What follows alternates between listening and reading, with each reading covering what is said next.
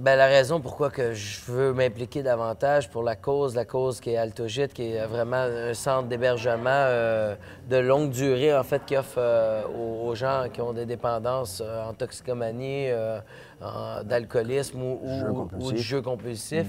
Je trouve que c'est la chance qu'on a de pouvoir aider ce monde-là dans l'Est du Québec, c'est qu'il y a un grand espace libre. Puis je trouve que c'est un manque ici. Fait que moi, étant donné que j'en ai peut-être souffert à une époque où ça paraît moins parce que j'habitais chez mes parents, j'avais pas de compte qui rentrait, mais j'ai souffert quand même de dépendance d'alcool.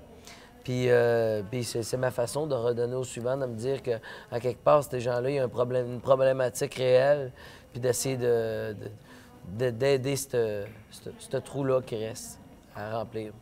Comment on t'a approché? Ben, c'est mon ami David Grenier, en fait, qui était qu'on se connaissait à peine, en fait, par courriel, Facebook et compagnie, qui finalement nous a proposé de se rencontrer après un de mes spectacles à Chandler. Puis, ben là, il m'a parlé du projet. Ça m'a intéressé parce que c'est sûr que j'essaie de m'impliquer partout où que je peux le maximum. Mais ça m'a surtout intéressé parce que le fondateur de l'organisme, ben, c'était quelqu'un de passionné, qui croyait, qui avait des convictions, qui voulait mettre ses tripes dans ce projet-là, puis qui voulait aider son prochain. Puis les personnes, moi, qui m'ont toujours inspiré dans ma vie, c'est des gens qui avaient une grandeur d'âme, comme David. C'est. Ça fait plaisir. Pourquoi tu as choisi David Jalbert comme porte-parole? Mais c'est ça, c'est une personne qui s'implique puis qui réussit tout ce qui réussit tout ce qu'il entreprend. Bon. Fait que puis c'était une personne au charisme très charismatique. C'était un père de famille, c'était une personne qui...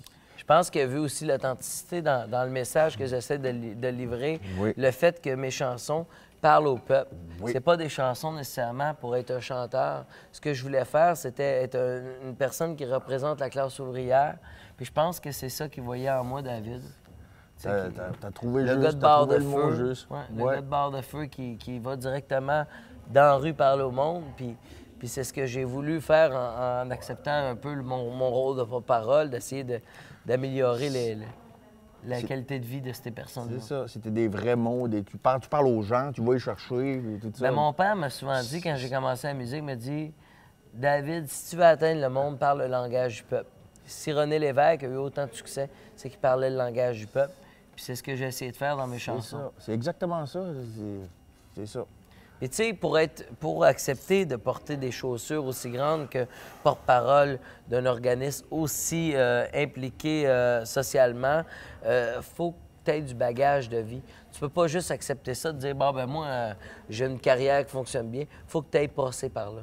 Faut que tu saches c'est quoi avoir un mal de vivre, puis de prendre un paquet de bouées de sauvetage pour combler ce mal de vivre-là, que ce soit par les dépendances de jeu. Parce que les gens dépendants à l'alcoolisme ou au jeu ou à la drogue, c'est des gens dépendants à n'importe quoi. Si c'est pas ça, ils vont échanger une dépendance pour un autre. Ils Ça vont soit faire du l'ordinateur, transfert. ça va être... C'est juste parce qu'ils sont pas capables de se retrouver seuls avec eux-mêmes. C'est régler Ouais. ce manque-là. C'est ça, ils ont un mal de vivre, là. Ça va plus loin que juste triper. Fait que c'est ça. C'est ça, t'as tout dit. Hein? Ça me fait plaisir, mais en tout cas, c'est de même que je vois ça. Et pourquoi la Gaspésie?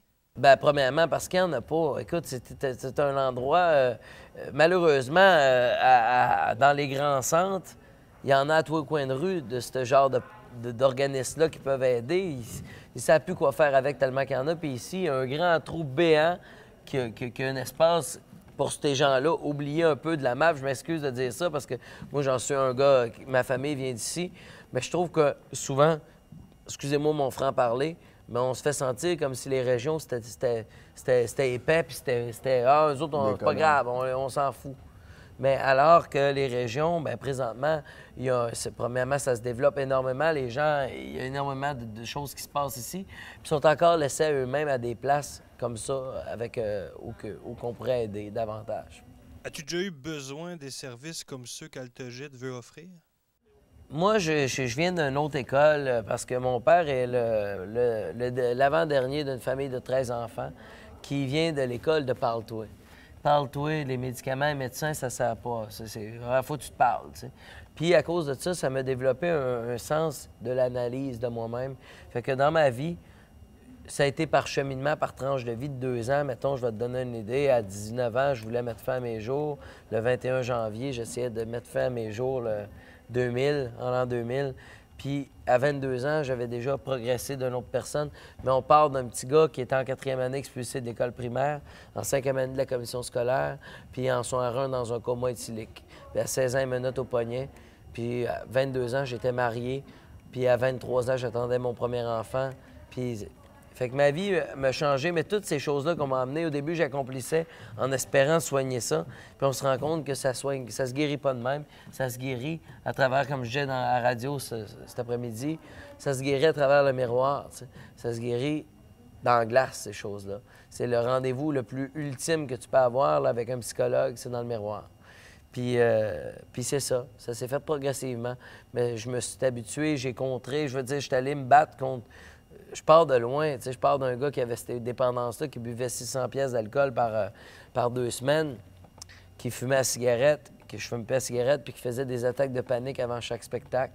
Puis aujourd'hui, je suis capable de faire un spectacle, avoir du fun, je fais plus d'attaques de panique, je souffre plus de psychose, d'hypocondrie, puis j'ai eu un paquet de choses assez bizarres, mais je suis encore indépendant, ça se guérit pas. C'est-à-dire que je me sauve d'une dépendance à l'autre. Je suis un compulsif dans chaque chose, que ce soit Fait du transfert. sur Internet, en ligne, à jaser avec le monde ou sur mon PlayStation, où il y a une dépendance. Tu sais, quand je commence de quoi, je suis excessif. Un souhait pour Altogit? Bien, je le souhaite que les gens comprennent que aider les autres, c'est aussi s'aider. Donc, je souhaite qu'il y ait de la contribution de plus de monde possible qui contribue à la réussite d'Altogit. Merci. Merci, ça me fait plaisir. Merci beaucoup. Oui. Ça fait plaisir. Merci beaucoup. Ça me fait un grand plaisir. Merci beaucoup à vous.